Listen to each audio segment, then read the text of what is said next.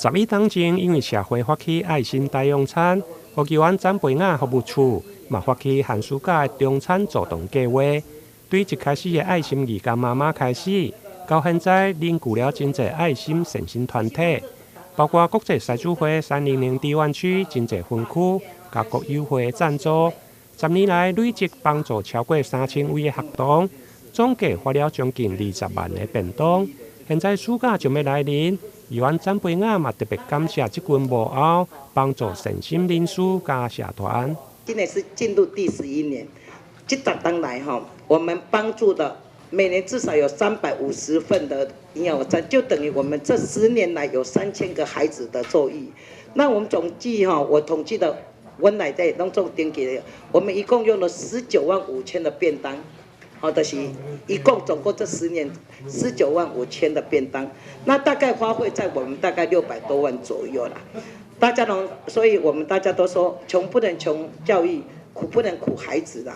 那我的感言是因为我也要谢谢大家跟我一起做爱心的伙伴。当我做这个爱心中餐助动的时候。很多企业，包括我们小北，包括一口完美诊所和就我那实在拢做认真做用心，我给它到3工，我给它当持续的做了10年了。活动能够持续10年，迈入11年能够这么样的成功，其实要感谢的人非常的多。当然有我们阿美议员，就是因为有他的号召力。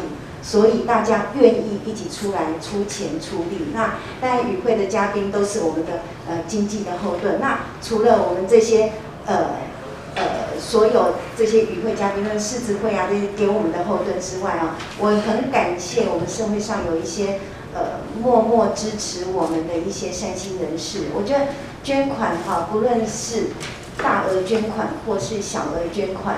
对我们来讲，都是一个很大的帮助，也是我们一个可以持续这样活动一个最好的助力现场出席的除了国际狮子会300低湾区各分区的主席，还有南英狮子会、吉祥狮子会、加普林狮子会等各友会。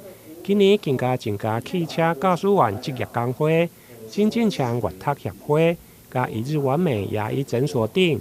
除了爱心便当，另外还有乐读礼券。